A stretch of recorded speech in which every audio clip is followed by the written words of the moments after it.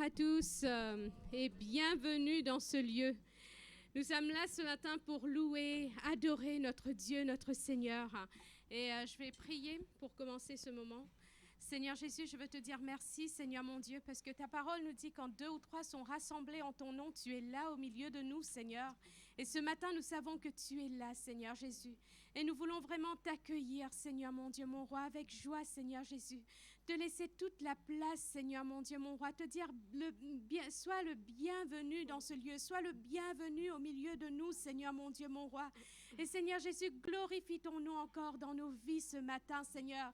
Seigneur mon Dieu, que nos cœurs soient disposés pour te célébrer, pour te bénir, pour t'adorer. Toi, le roi des rois, Seigneur mon Dieu, mon roi, nous te laissons vraiment toute la place, Seigneur Jésus, au milieu de nous. Que tu sois glorifié, Jésus. Amen. Amen. Nous allons commencer avec ce chant qui dit, Seigneur, nous t'élevons. Nous voulons élever le Seigneur par nos chants et l'exalter, le glorifier, lui dire, Seigneur Jésus, prends la place du roi. Nous voulons lui donner la première place, la place du roi au milieu de nous. Alléluia, Jésus.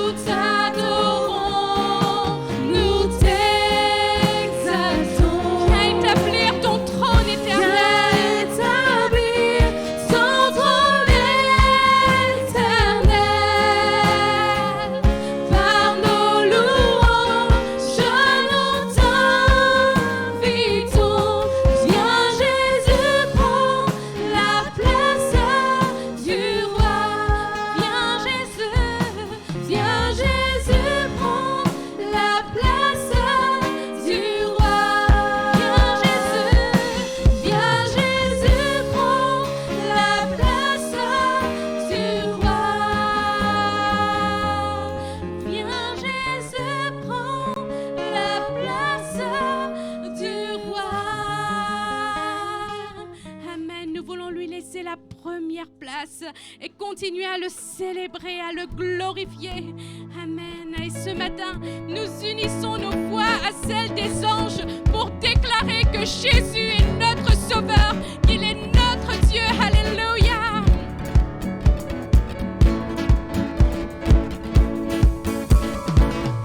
Les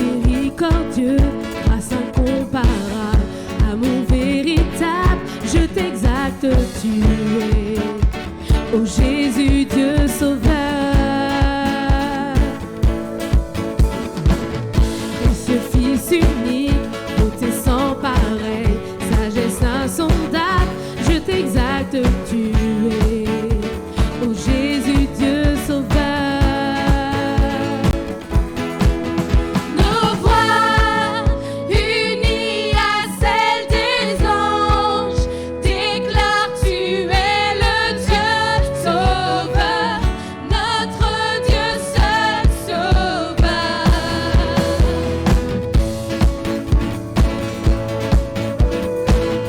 Toujours invaincu et en triomphe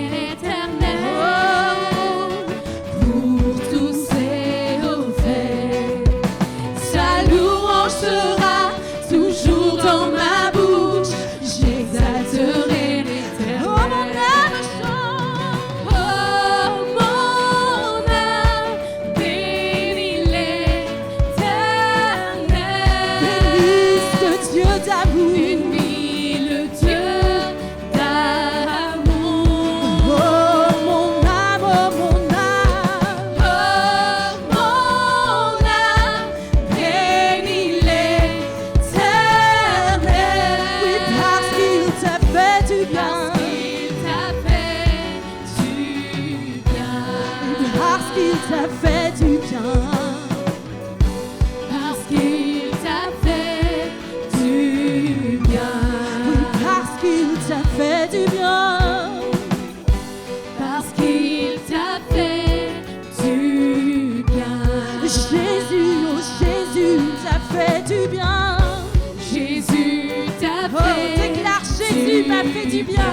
Oh Jésus m'a fait du bien. Jésus m'a fait.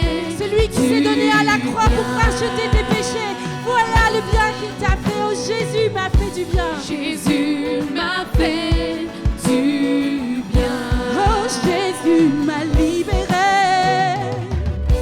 Jésus m'a libéré. Jésus m'a pardonné. Jésus m'a pardonné. Oui, Jésus m'a libéré. Jésus m'a libéré. Oui, Jésus m'a restauré. Jésus m'a restauré. Oui, Jésus t'a relevé aussi. Là où tu étais tombé, Jésus te relève. Dans ta maladie, Jésus te relève. Alléluia. Là où ton cœur, ton âme est accablée, Jésus te relève. Jésus m'a Relevé. Oh oui, il m'a relevé. Jésus m'a relevé. Je bénirai l'Éternel. Je bénirai l'Éternel pour tous ses offerts. Sa louange sera toujours dans ma bouche. Je bénirai l'Éternel. Je bénirai. Je bénirai l'Éternel pour tous ses offerts. Sa louange sera toujours dans ma bouche. Je bénirai l'Éternel. Oh, mon âme, bénis l'Éternel. Bénis ce Dieu Bénis le Dieu d'amour. ordonne à ton âme de louer Dieu. Oh, mon âme, bénis l'Éternel. Il t'a fait du bien. Parce qu'il t'a fait du bien. Il t'a fait du bien. Parce qu'il t'a fait du bien. Alléluia. Ce matin, célébrons ensemble, glorifions ensemble le nom du Seigneur, le nom de celui qui nous a relevés, qui nous a pardonnés. Alléluia. Seigneur, mon Dieu, mon roi, nous voulons te célébrer, nous voulons te bénir, nous voulons t'honorer, Seigneur, mon Dieu, mon roi. Seigneur, tu es notre vie, Seigneur, mon Dieu, mon roi. Tu es tout pour nous, Seigneur, mon Dieu, mon roi. Merci, Seigneur, mon Dieu, pour ta vie, Seigneur Jésus, qui coule encore en abondance sur nous, Seigneur, mon Dieu. Merci pour ton Saint-Esprit qui continue à agir dans nos vies, Seigneur, mon Dieu, mon roi. Merci pour ton amour, pour ta compassion, pour ton pardon, Seigneur, mon Dieu. Seigneur, mon Dieu, nous célébrons ton nom. Nous glorifions ton nom, Seigneur, mon Dieu, mon roi.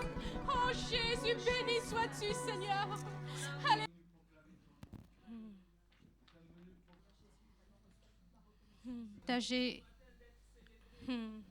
D'agir le moment de Sainte Seine ensemble. Si Jean-François, Muriel, Esther et Philippe, vous pouvez vous approcher. Philippe Joyeux. C'est toi. Oui, c'est toi, Maman Esther.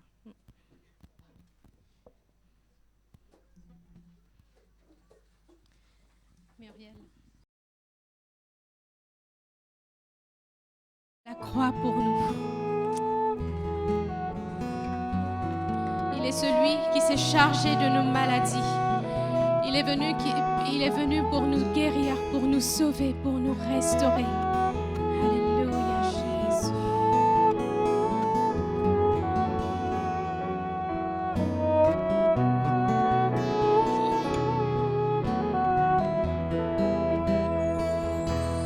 Quel sauveur merveilleux,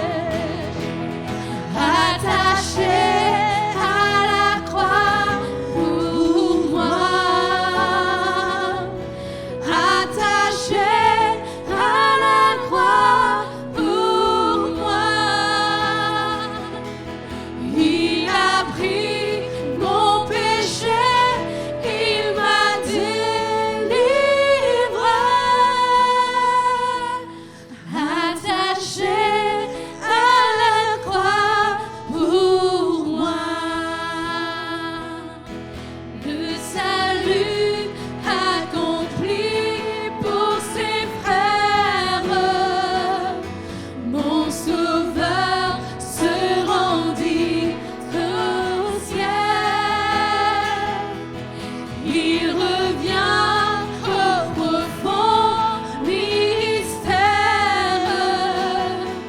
Mon bonheur sera éternel,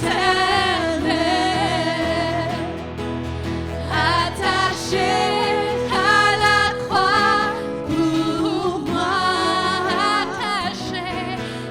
attaché à la croix pour moi. Il a pris mon péché, il a pris mon péché, il m'a délivré,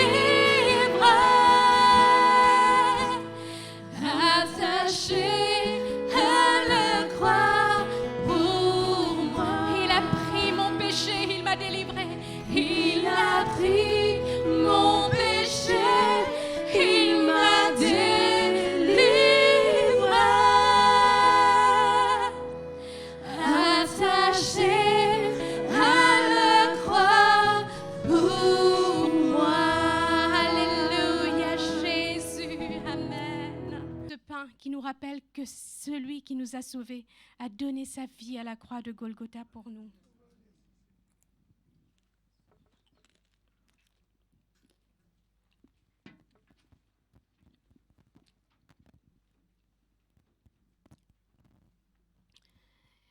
Et buvons ensemble le fruit de la vigne qui nous rappelle que son sang a coulé pour nous.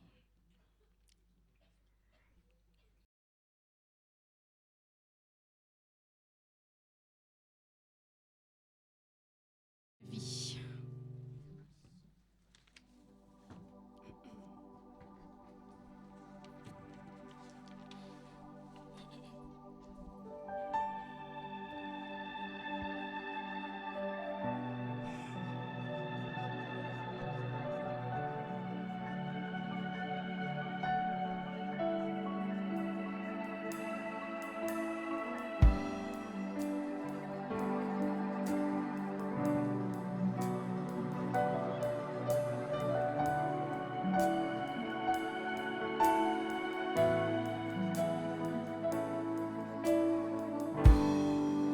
Oh, quelle paix dans ces moments, dans le calme de ta présence, quand le bruit faiblit et tu parles à mon âme. Tu as toute mon attention, fais-moi entendre ta voix, je ne veux rien manquer. Seigneur, mon cœur désire plus de toi, mon cœur recherche ta face, alors je cède à toi.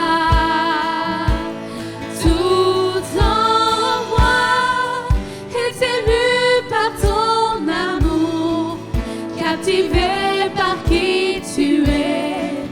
Conduis-moi à te connaître plus encore.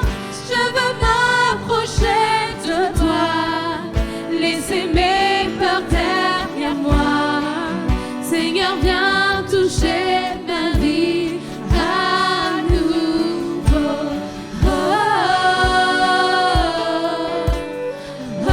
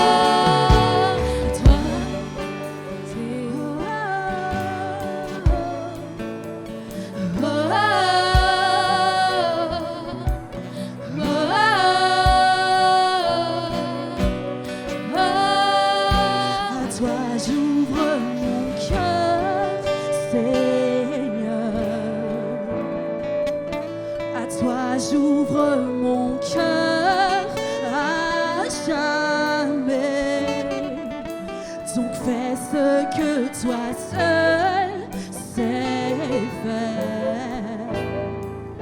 Oh Jésus, viens régner dans ma vie.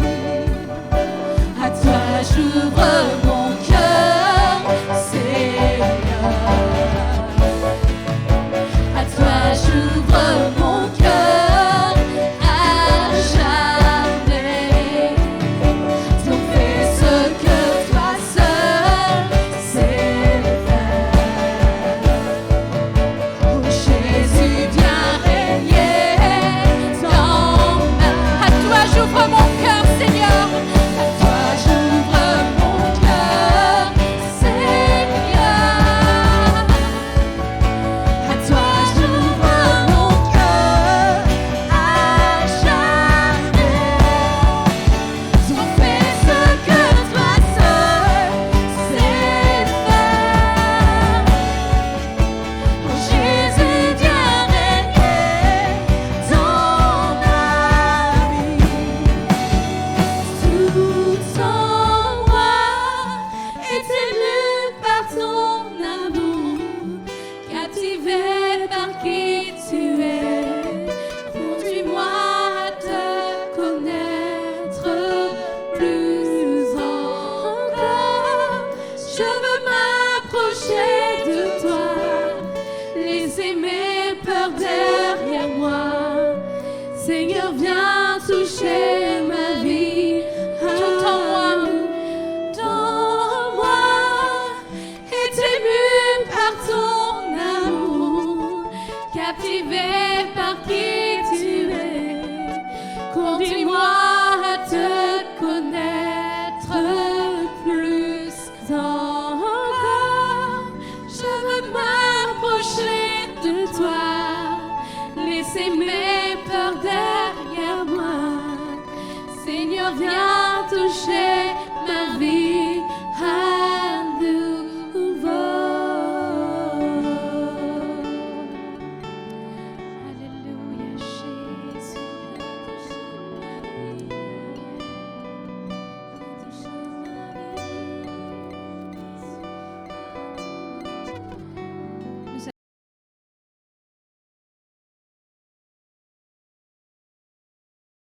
Nos amis, j'aimerais vous faire quelques annonces, s'il te plaît, Hélène. De toute façon, mes notes vont apparaître, enfin plutôt une partie de mes notes, puisque je n'ai mis que les textes bibliques. Tu nous fais un petit F5, d'accord. Voilà. Dans Ésaïe, chapitre 8, verset 23, mais les ténèbres ne régneront pas toujours sur la terre. Dans le temps passé, le Seigneur a déshonoré la région de Zabulon et celle de Nephtali. Donc, ce sont des régions du nord d'Israël. Mais dans l'avenir, il mettra à l'honneur la route qui longe la mer, le pays à l'est du Jourdain et la Galilée au nord, district des étrangers. Le peuple qui marche dans la nuit voit une grande lumière. Sur ceux qui vivent au pays des ténèbres, une lumière se met à luire. Seigneur, tu fais grandir la nation. Tu rends sa joie immense. On se réjouit en ta présence comme on se réjouit à la moisson, comme on crie de joie en partageant le butin. Comme autrefois, quand tu as mis les Madianites en déroute. Ça se passait quand, ça? Quand les Madianites avaient reçu une raclée de la part du peuple d'Israël. C'est le peuple du temps le temps des juges avec Gédéon. Ils y étaient 300. Ils partirent à 300, ils revinrent à 300 et furent vainqueurs. Comme autrefois, quand tu as mis les Madianites en déroute, tu brises aujourd'hui le joug de l'oppression qui pèse sur ton peuple, la barre qui écrase de ses épaules, le gourdin dont on les frappe. Et toute botte ennemie martelant le sol, tout manteau roulé, taché de sang, s'enflamme et devienne la proie du feu. Car un enfant nous est né, un fils nous est donné. Dieu lui a confié l'autorité. On lui donne ses titres, admirable, conseiller, Dieu puissant, Père éternel, prince de la paix. Il doit étendre son autorité et assurer une paix sans fin. Il occupera le siège royal de David et régnera sur son empire pour l'affermir et le maintenir en établissant le droit et l'ordre de Dieu dès maintenant et pour toujours. Voilà ce que fera le Seigneur de l'univers dans son ardent amour. Amen. Amen. Cette semaine, nous avons été amenés à réfléchir à quelques-uns sur ce texte et notamment le texte précédent, lorsqu'il est dit qu'un enfant nous est né, Dieu lui a confié l'autorité, on lui donne ses titres, admirable, conseiller du puissant, Père éternel, prince de la paix. On avait une semaine de prière et tous les soirs, l'un d'entre nous est intervenu. Donc, nous sommes intervenus à 5 personnes, bien que nous soyons beaucoup plus nombreux à prêcher. Et c'était l'occasion de réfléchir, d'apprendre des choses par les uns, par les autres. Alors, c'est moi qui avais inauguré la session et c'est Nathalie qui a terminé. Elle était rescapée. À la fin de la semaine, ça allait mieux. En tout cas, je remercie chacun d'entre vous parce que c'était très intéressant pour moi d'écouter ce que vous aviez à dire, puisqu'il y a eu, alors moi qui suis intervenu, après c'était Cédric, après ça a été Philippe Monero, après Hélène et enfin Nathalie. Je leur ai demandé l'autorisation de reprendre ce qu'ils avaient dit de manière à globaliser, puis si vous n'avez pas pu venir parce que vous étiez malade, ou parce qu'il y avait un match de foot, ou bien parce que vous étiez fatigué, vous aviez la flemme de sortir dans le froid. Enfin, quoi qu'il en soit, vous aurez donc le résultat de la réflexion de nos amis. Alors, ce texte est plein de promesses pour le peuple de Dieu. Alors, j'ouvre une petite parenthèse. Là, je vais faire un petit peu de pub pour les émissions sur Arte. Je ne sais pas si vous connaissez cette chaîne, Arte, là, c'est la 7. Et hier soir, il y avait un reportage sur les pharaons d'Égypte, les pharaons noirs. C'est très, très intéressant. Alors, ce qui est d'autant plus intéressant, c'est que ça se passe à l'époque d'Ésaïe, que nous sommes en train d'étudier actuellement, c'est-à-dire le 7e siècle. Ces pharaons venaient d'Afrique et ont régné. Enfin, ils étaient en Afrique, puisque l'Égypte est en Afrique, mais si vous voulez, plus davantage vers le sud de l'Afrique, du Soudan et d'autres pays limitrophes. Et ont régné pendant, donc c'était la 25e dynastie, ils ont régné pendant un siècle en Égypte. Et ça, on a trouvé ça très, très intéressant avec Hélène. Alors, si vous avez l'occasion de regarder cette émission, regardez, parce qu'on est en plein dans l'actualité d'Ésaïe, c'est-à-dire le 8e siècle avant Jésus. Alors, ce texte est plein de promesses pour le peuple de Dieu. Il parle de bénédictions, des bénédictions que nous avons en Jésus, lorsqu'on le reçoit dans notre cœur. Parce que quand on reçoit Jésus dans notre cœur, il y a forcément des bénédictions qui y sont associées. Et ça m'intéresse parce que je suis comme vous, j'aime bien être béni. Quand j'arrive au culte, je suis tellement heureux que je suis béni avant même de rentrer. Quand je vois vos têtes souriantes, sympas, salut Philippe qui est en train de rire. Souriez-moi un petit peu là que je vous regarde. Arnaud avec une tête splendide. Voilà, c'est tous en train de sourire. Eh bien, quand je vous vois sourire, ça me rend heureux. Vous aimez quand je vous souris ? Ça nous rend heureux, ça nous fait plaisir aux uns et aux autres. Et quand on vient dans l'Église, on reçoit la bénédiction que Dieu nous a donnée.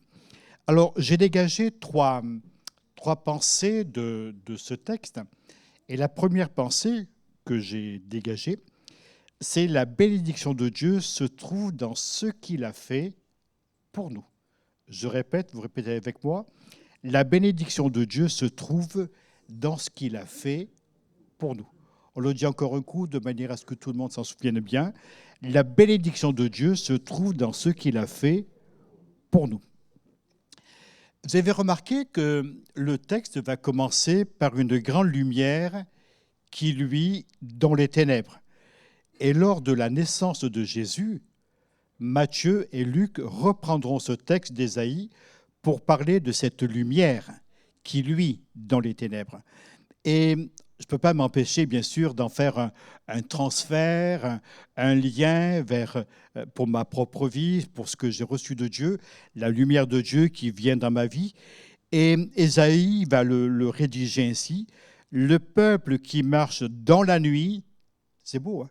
Le peuple qui marche dans la nuit voit une grande lumière. Sur ceux qui vivent au pays des ténèbres, une lumière se met à luire. Donc il y a une lumière qui est dans notre cœur, qui vient, et je crois que justement toute la beauté de Noël, puisque bon, on est un petit peu en période de Noël, et que ce n'est pas moi qui prêcherai le jour de Noël, donc je commence là, je crois que ce qui fait la beauté de Noël, c'est justement ce sentiment d'une lumière.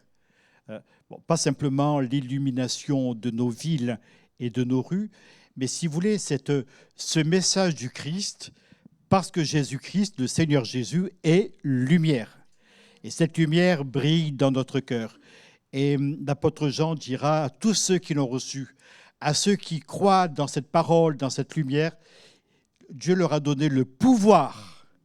Vous avez le pouvoir de devenir des enfants de Dieu. Alléluia. Dieu leur a donné le pouvoir de devenir des enfants de Dieu.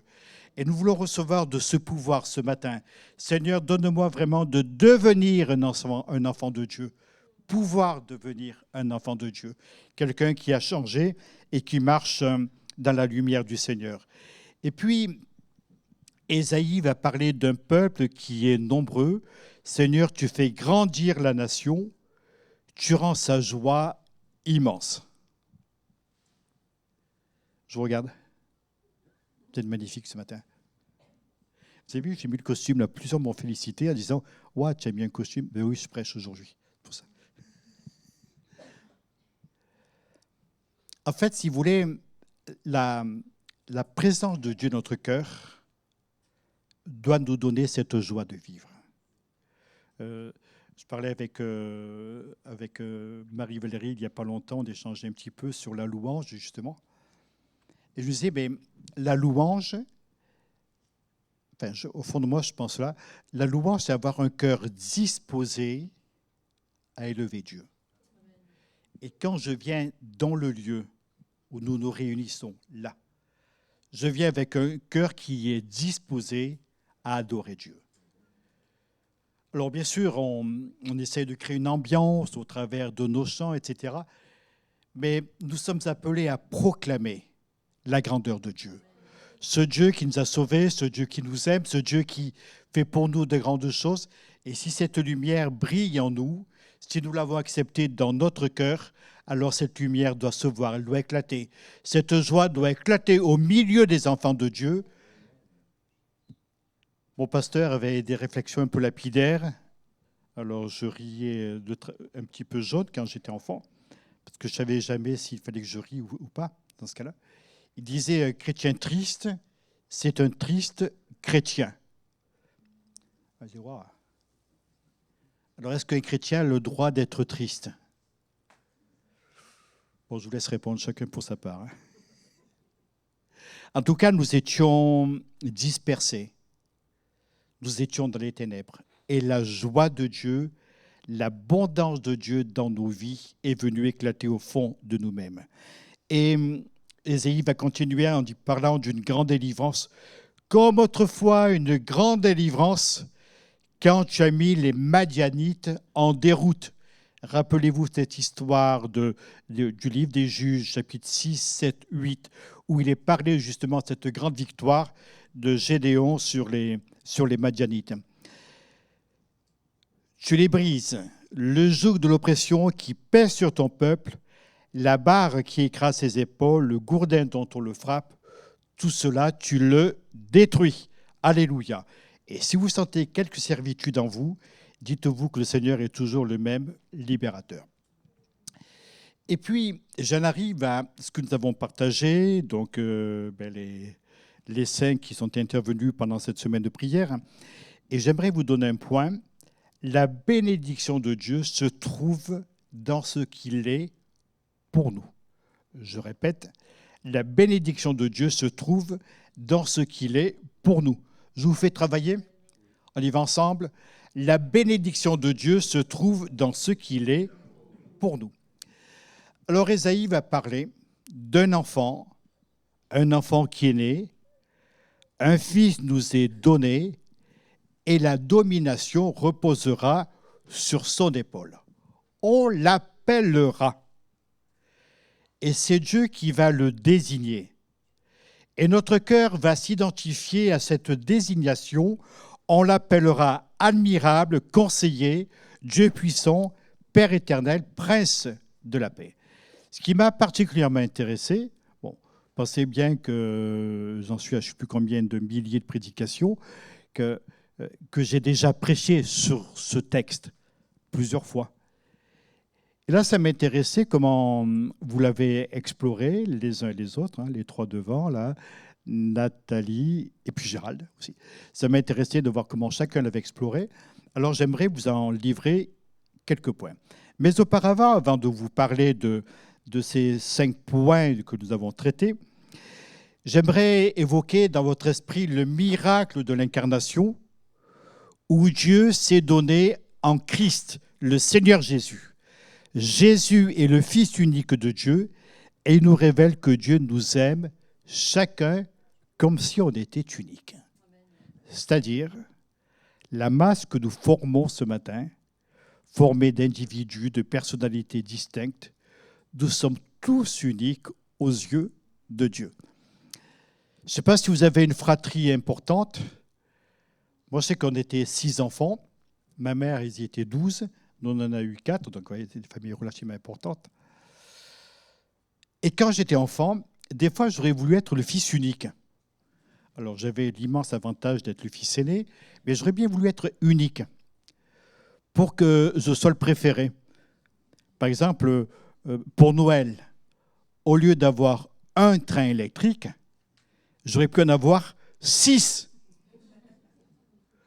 Ou bien avoir les poupées de mes sœurs. Ou bien les camions de mes frères. Voilà. Mais malheureusement, je n'avais qu'un 6e des cadeaux. Et si j'avais un cadeau, j'aurais voulu en avoir plus. C'était pas toi, pareil? Ouais. Oh là, je me dis, mais si j'avais été fils unique, j'aurais eu tous les câlins de mes parents pour moi, j'aurais eu tous les cadeaux pour moi, j'aurais été la star, assis à table, à ma droite mon père, à ma gauche ma mère, et moi en train de régner sur ce petit monde. Mais il fallait partager en 6. Et je vous avoue, ce n'était pas gagné. Surtout quand vous êtes l'aîné. Il y a des aînés dans l'assistance, là? Ouais. Vous souffrez? Vous avez souffert? Dieu nous voit comme si on était unique. Unique. Il nous aime comme il aime son Fils unique. Et en même temps, on est dans une fratrie où on a des tas d'amis, des copains. On boit le café ensemble, on mange ensemble, on se réjouit ensemble, on adore ensemble. Mais en même temps, Dieu nous voit comme étant des enfants uniques. C'est trop beau. Seul Dieu est capable de remplir notre vie au travers de cela. Au sujet des noms qui seront donnés au Sauveur, à Jésus, il est important pour nous de comprendre quelle place tient le nom dans la Bible. Parce que c'est vrai que moi, je m'appelle Gérald, alors on a chacun un prénom et dans l'assistance. Est-ce qu'il y a des Paul? Non, il n'y a pas de Paul. Est-ce qu'il y a des Jean? Il y a une centaine de Jean, mais il y a aussi un Jean, Pierre, un Jean aussi. Donc il y a quelques Jean, enfin, etc. Donc il y a des prénoms. Et quand on dit, par exemple, Jean-Pierre, on sait de qui on parle. Quand on parle de Jean Gasly, on sait de qui on parle. Dans la Bible, dans l'Ancien Testament, le nom a un sens beaucoup plus profond. Parce que le nom va désigner la nature profonde de l'individu. Si vous voulez, son essence, ce qu'il est réellement, l'importance que revêt la personne. Alors, pour ça que des fois, il y a des noms un petit peu particuliers et que l'on retrouve dans la Bible. Bon, il y a quand même des noms qui sont repris, certaines figures historiques.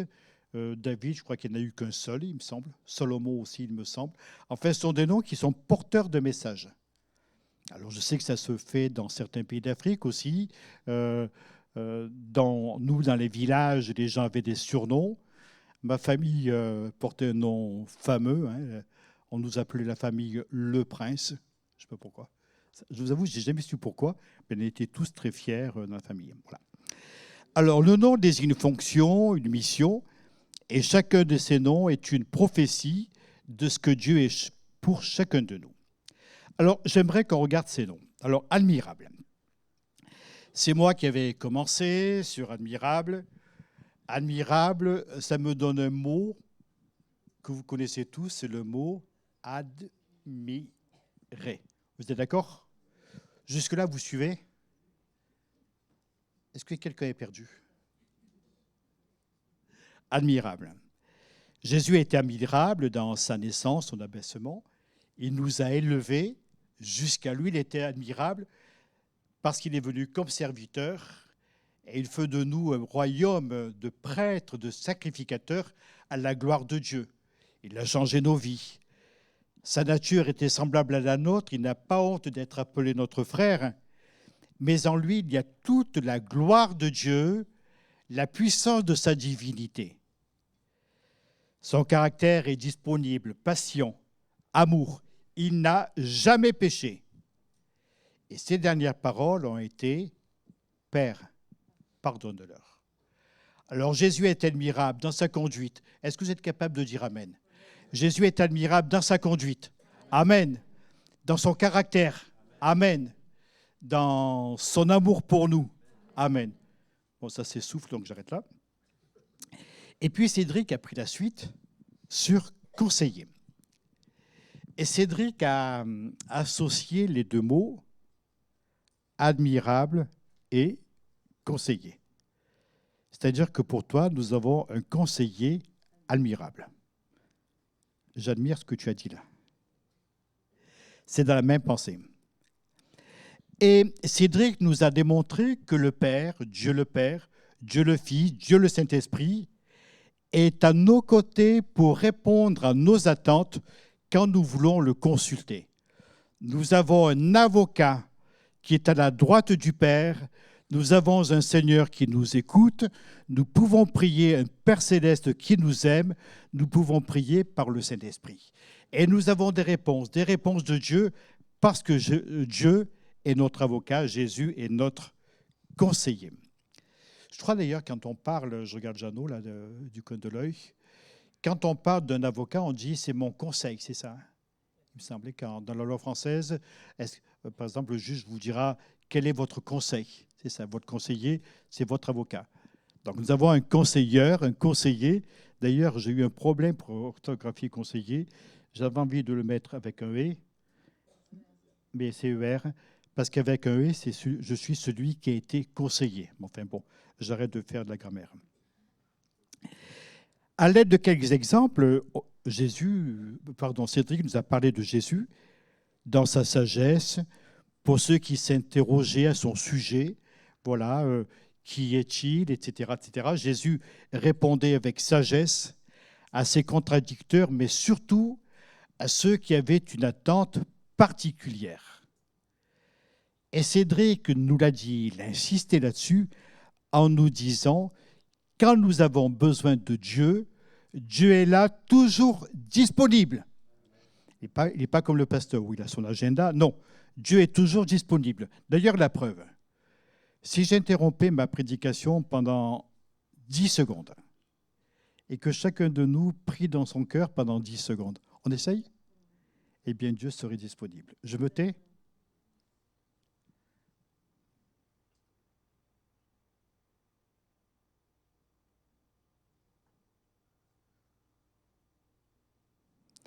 Je te loue, Seigneur, parce que tu es disponible. Tu es là, tu parles dans notre cœur. Tu veux te révéler à nous et chacun de nous, où il est, dans son bus, à son travail, faisant la cuisine ou autre, est capable de prier parce que Dieu est toujours disponible. Le Seigneur Jésus nous a donné le Saint-Esprit qui nous conduit dans toute la vérité. Admirable conseiller. Il est notre compagnon de route qui nous accompagne sur le chemin de l'éternité. Et Jésus lui-même avait un conseiller. C'était son Père céleste, qui lui parlait en direct. Et Jésus souvent va donner des prières, des paroles, et en disant, bien, je sais que tu m'exauces toujours, je sais que tu es là, je sais que tu es à mes côtés, etc., etc. Sur la croix, il dira, Père, Père, pourquoi m'as-tu abandonné? Et à ce moment-là, il a le secours de Dieu, etc. Il y a toute cette présence de contact entre Jésus et son Père céleste qui est dans le ciel. Et notre frère a terminé par ce psaume 16, versets 7 et 8. « Je bénis l'Éternel, mon conseiller. La nuit, même mon cœur m'exhorte. J'ai constamment l'Éternel sous mes yeux. Quand il est à ma droite, je ne chancelle pas. » Amen. C'est ce que nous a dit Cédric mardi soir. Vous avez loupé quelque chose. C'est dommage. Vous auriez dû venir. Et puis mercredi, Philippe a parlé sur Dieu puissant. Alors j'espère que je n'ai pas trahi ta pensée, Cédric. C'était bien. Alors Philippe, bouge-toi les oreilles, puisque Philippe nous a parlé sur Dieu puissant. Il appelait cela la toute-puissance de Dieu. Alors notre frère ne s'est pas démonté, il a pris un texte du livre de Job, chapitre 36, versets 4 et 5 et verset 22. Et là, il dira, Dieu est puissant, mais il ne rejette personne. Et il est puissant par la force de son intelligence. Dieu est grand par sa puissance. Qui saurait enseigner comme lui? Alors, on a écouté très sérieusement. Et Philippe nous a démontré qu'un des aspects de la puissance de Dieu est son intelligence. La puissance et l'intelligence vont ensemble. La puissance sans intelligence, c'est comme un bulldozer qui ferait de l'auto-allumage et qui n'aurait personne pour le piloter. Ça c'est de moi, c'est pas de toi, ça c'est de moi. Tu la retiens. Une véritable puissance sans intelligence, et j'ajouterai sans intelligence du cœur, c'est une dictature. Ni plus, ni moins. Dans la Rome antique, il y avait, c'était une république, et la République romaine avait un fonctionnement dans sa constitution. Quand il y avait des crises très graves qui se passaient sur l'Empire romain, enfin sur l'Empire romain on peut dire, le peuple nommait ce qu'on appelait un dictateur. Mais en général, il prenait quelqu'un d'intelligent. Alors c'était ce qu'on appelait souvent un des... Comment? Enfin, c'était des patriciens. Ouais, les patriciens. Il prenait un patricien, donc quelqu'un de connu de la ville de Rome, quelqu'un d'intelligent, et ce dictateur devenait celui qui allait conduire la nation jusqu'à ce que la crise soit passée. Mais ils avaient soin de prendre quelqu'un d'intelligent. Parce que s'ils prenaient un abruti, ça faisait un dictateur. Alors qu'ils voulaient un dictateur, ils allaient se mettre en place un dictateur. Vous voyez, je suis en train de jouer avec mes mots, là. Et si nous voulons avoir une puissance dans l'œuvre de Dieu, apprenons à faire preuve d'intelligence. Le commencement de la sagesse, le commencement de l'intelligence, c'est la crainte de l'Éternel. C'est un aspect qui est à retenir et qui est rassurant pour nous, parce que ça nous permet de comprendre que Dieu ne fera pas n'importe quoi et n'importe comment avec nous. Et puis, il va nous parler également de ce qu'avait dit Hélène dimanche dernier. Pour connaître Dieu, il faut le connaître. C'est-à-dire, c'est une lapalissade, ça, mais c'est vrai. Avez-vous remarqué, quand on rencontre quelqu'un, on apprend à le connaître, plus on le connaît. Vous voyez, quelqu'un parlait sur le quai, ou bien vous êtes en train. Autrefois, c'était génial. On avait des grands couloirs dans les trains, on se mettait là. On regardait les vaches passer, on était en train, on passait, puis on voyait les vaches qui nous regardaient, puis on regardait la campagne, puis on discutait. Vous allez où? Oh, je vais jusqu'à Toulouse, peu cher. Et vous? Eh bien, moi, je m'arrête un petit peu avant. Ça, c'était l'accent de l'époque, l'accent du Sud. Et puis, on discutait, comme ça, on liait connaissance, on faisait... Et plus on parlait, plus on se connaissait. Et puis quand on arrivait à destination, on se séparait en descendant du train. Au revoir, pêcheur, à la prochaine, on se disait. Puis on ne se revoyait plus jamais. Mais c'était sympa de lier connaissances comme cela. Et je découvrais que quelqu'un qu'on ne connaissait pas, peu à peu, la personne allait nous enrichir par sa présence, par son savoir, par les échanges qu'il y avait, et c'était vraiment très intéressant. Au début, on était un petit peu intimidés. Là. Il fait beau dehors. Hein? Ouais, il fait beau. Ah, mais nous avons un petit peu de pluie ces jours-ci. Vous voyez, c'est des banalités. Puis après, on pouvait parler de choses très élevées, philosophie ou autre chose. La connaissance de Dieu nous conduit à la vérité.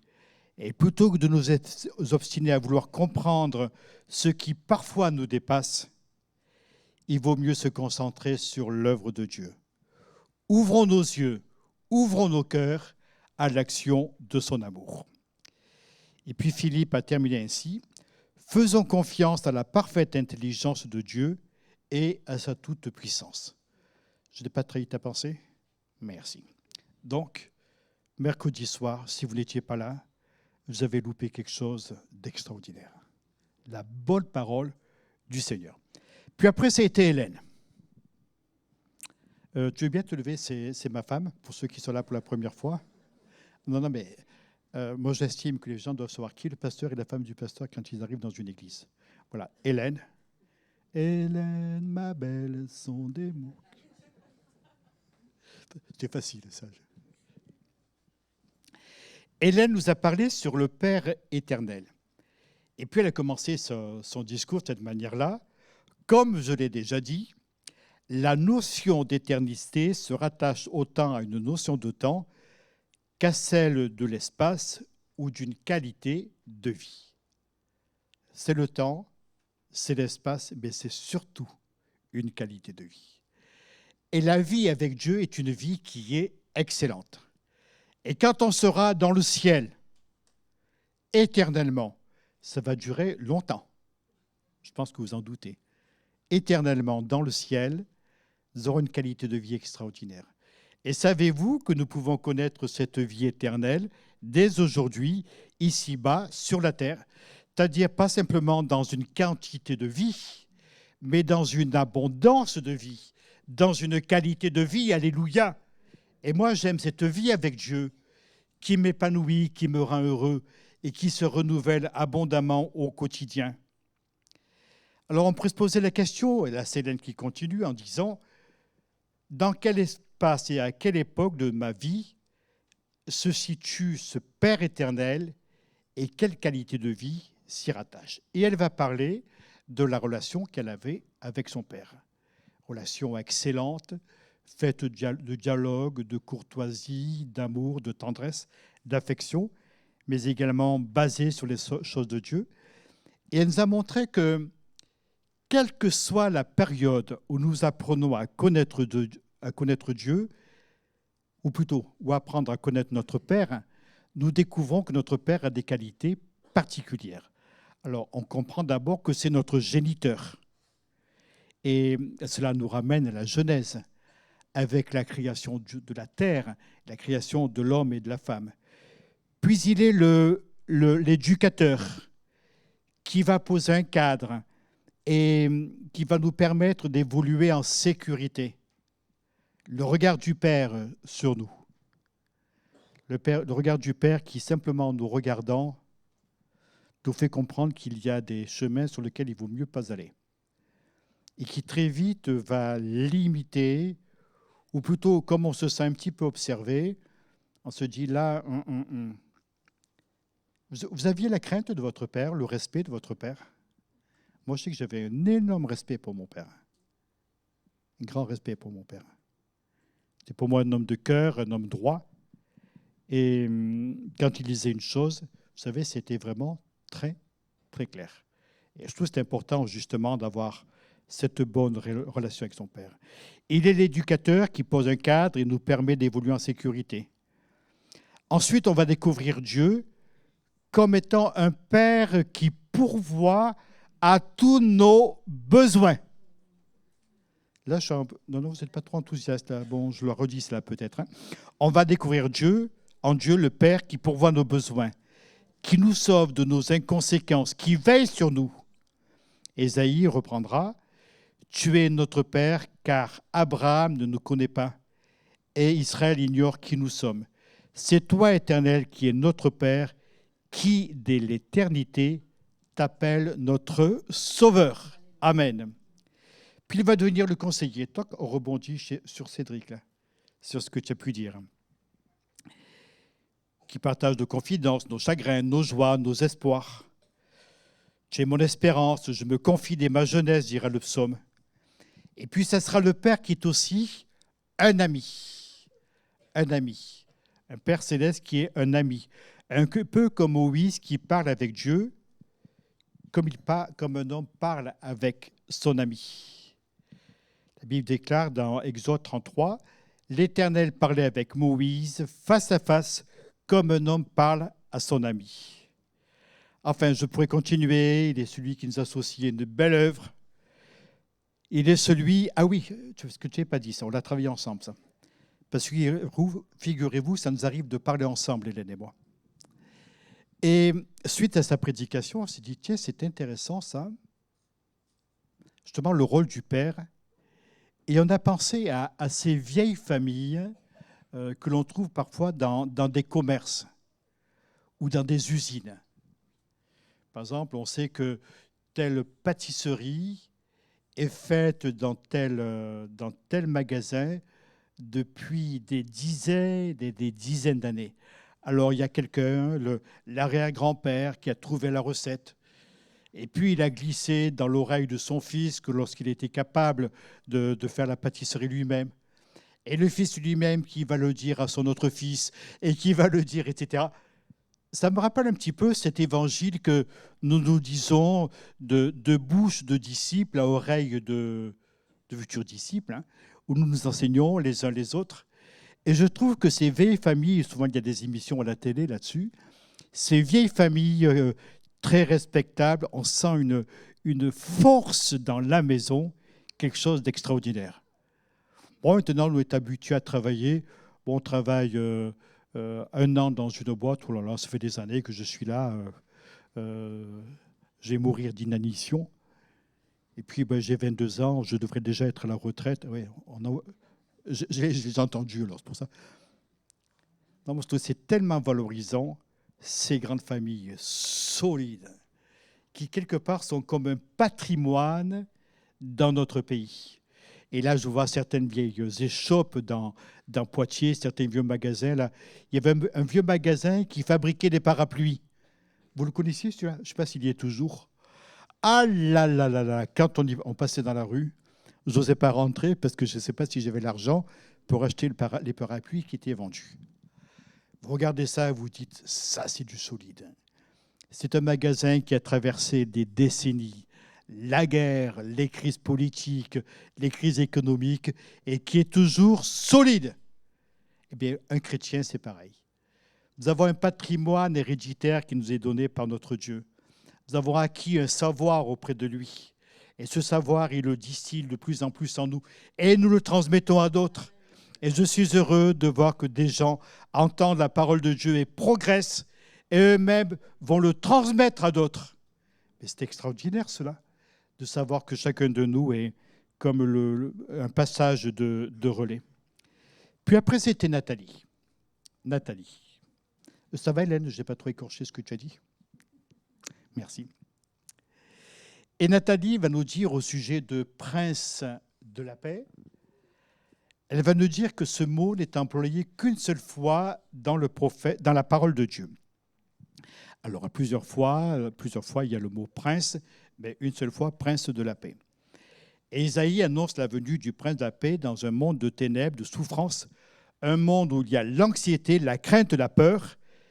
Finalement, le monde que nous connaissons encore aujourd'hui. Alors, je regardais la définition du prince sur Wikipédia, grand ami que je rencontre régulièrement sur Internet. Et en fait, un prince en France, c'est pas pareil qu'un prince d'Égypte ou prince comme c'était en Israël. Un prince, donc par vocation, d'une manière très générale, a la vocation d'être un chef. Et tu l'as très très bien signifié, qui va prendre des initiatives. Il est aussi le gardien, si vous voulez, d'une partie du royaume. Et puis, bon, on l'a vu en France, maintenant on n'a plus de princes, c'était remplacé par les barons, les comtes, les marquis, etc. Les marquis, enfin, bon, ils avaient chacun un boulot particulier. Et Jésus, c'est le prince de la paix, c'est-à-dire qu'il est le principe même de la paix. Le prince est le premier, celui qui inaugure la paix d'une manière parfaite. Et Nathalie nous a dit que la paix, c'est le mot shalom qui est employé. Vous le saviez cela? Shalom. Quand deux hommes se rencontrent, ils disent shalom. Quand c'est deux femmes, shalom aussi. Je vous guettais. Et puis quand c'est quelqu'un qui n'est pas recommandable, c'est shalom aussi. Ce n'est pas shaltip. C'est shalom. Donc c'est un mot qui parle de bienvenue, de solidité, etc.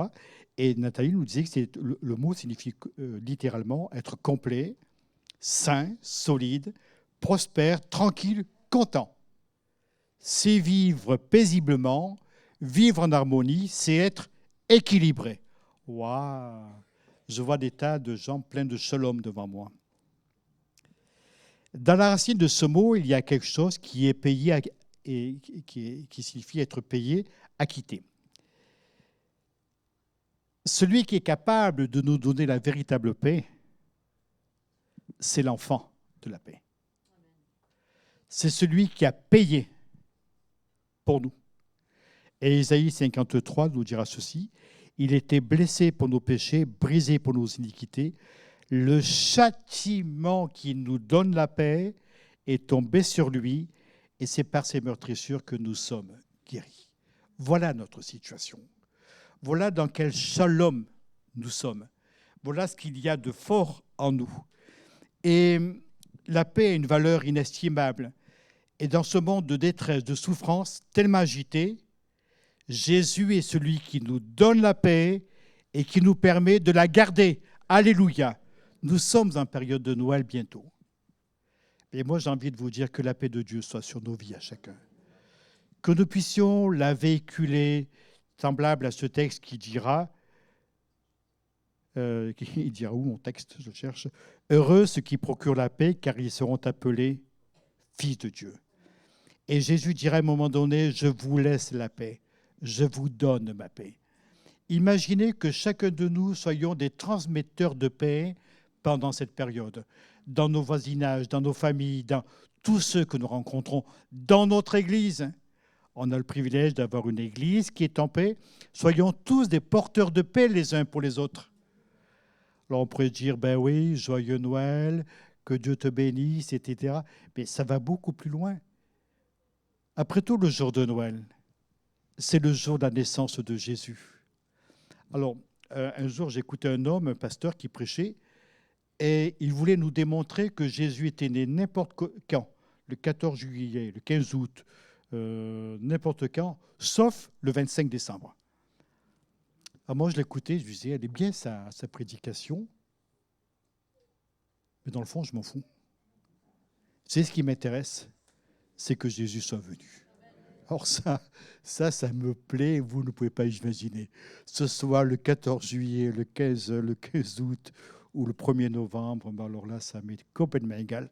Par contre, il est venu. De toute façon, quelle que soit la date que l'on choisira, aucune ne collera, parce qu'on ne le sait pas.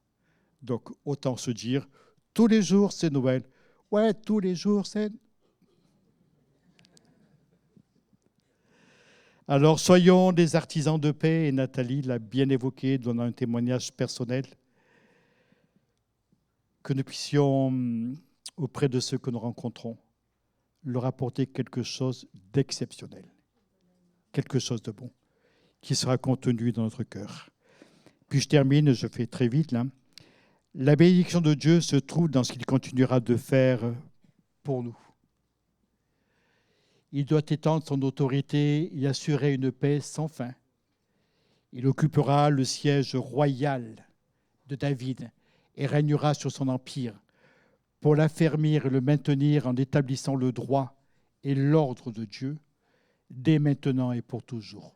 Voilà ce que fera le Seigneur de l'univers dans son ardent amour.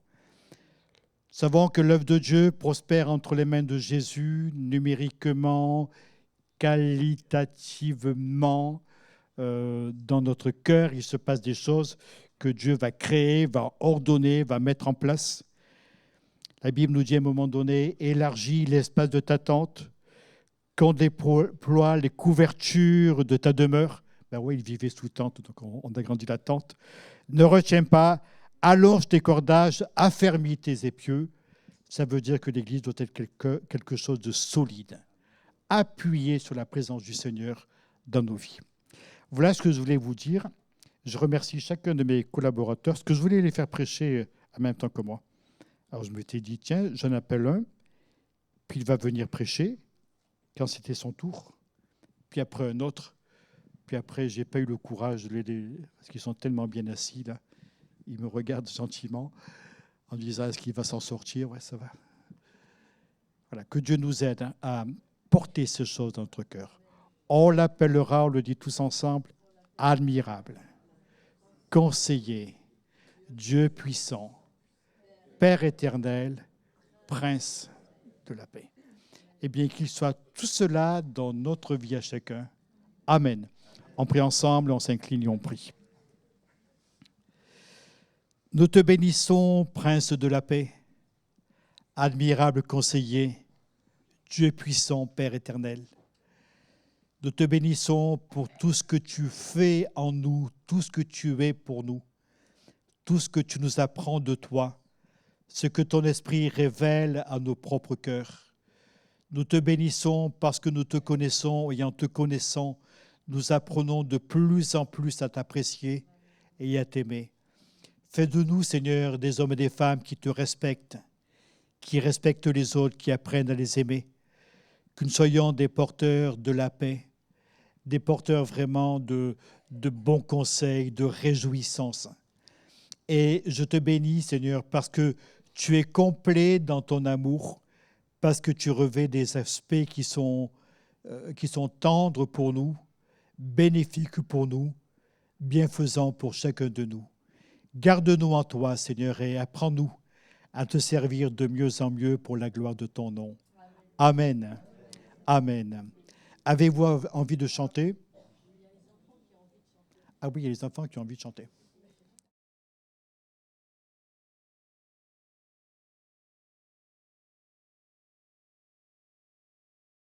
Chanter merci pour la vie. Jésus, mon ami. Jésus est vraiment notre vie et nous voulons qu'il soit aussi, il puisse être vraiment la vérité, le chemin de la vie de nos enfants dès leur plus jeune âge.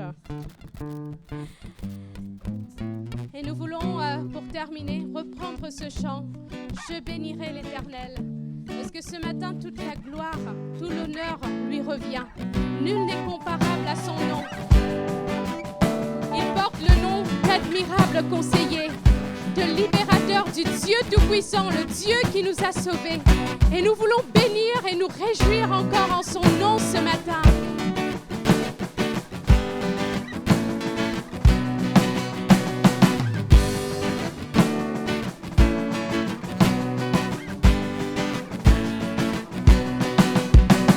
Je bénirai l'Éternel pour tous ses hauts faits.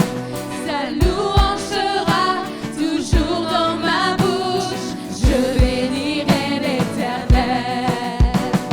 Je bénirai l'Éternel pour tous ses hauts faits. Sa louange sera toujours dans ma bouche. Je bénirai l'Éternel. Oh mon âme, bénis l'Éternel. Bénis le Dieu d'amour.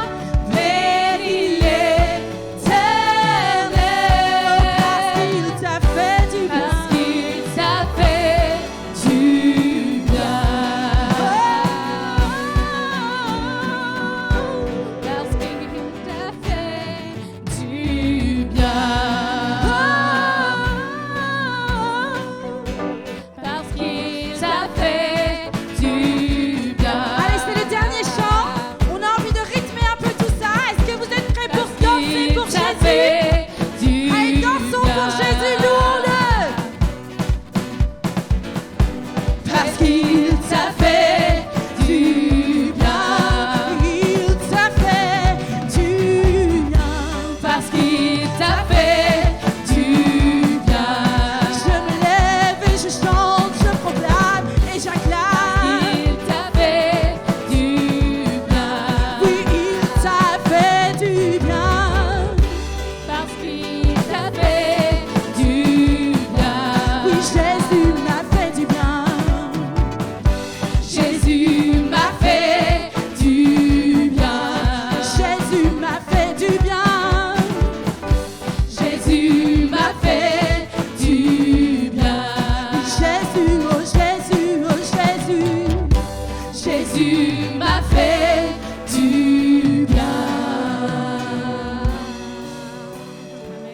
Alléluia, Jésus nous a fait tant de bien. Béni soit ton nom, Seigneur Jésus. Seigneur mon Dieu, oui, Seigneur Jésus, ta présence nous fait du bien, Seigneur mon Dieu, mon roi. Il est tellement bon, Seigneur Jésus, de demeurer auprès de toi, Seigneur mon Dieu. Tu es tout pour nous, tu es notre force, Seigneur. Tu es la vie, Seigneur mon Dieu, mon roi. Et Seigneur Jésus, tout ce qui est glorieux, bon, Seigneur mon Dieu, nous vient de toi, Seigneur Jésus. Alors reçois encore notre reconnaissance, Seigneur mon Dieu, mon roi. Et que, Seigneur Jésus, tu raccompagnes chacun de nous dans nos demeures. Et que nous soyons des artisans de paix, Seigneur mon Dieu. Que là où nous sommes, Seigneur Jésus, nous puissions, Seigneur, être des bénédictions, des canaux de bénédiction pour ce monde qui a tant besoin de toi, Seigneur Jésus. Sois glorifié encore ce matin, Seigneur. Amen. Amen. Bon dimanche et restez dans la paix de Dieu. Amen.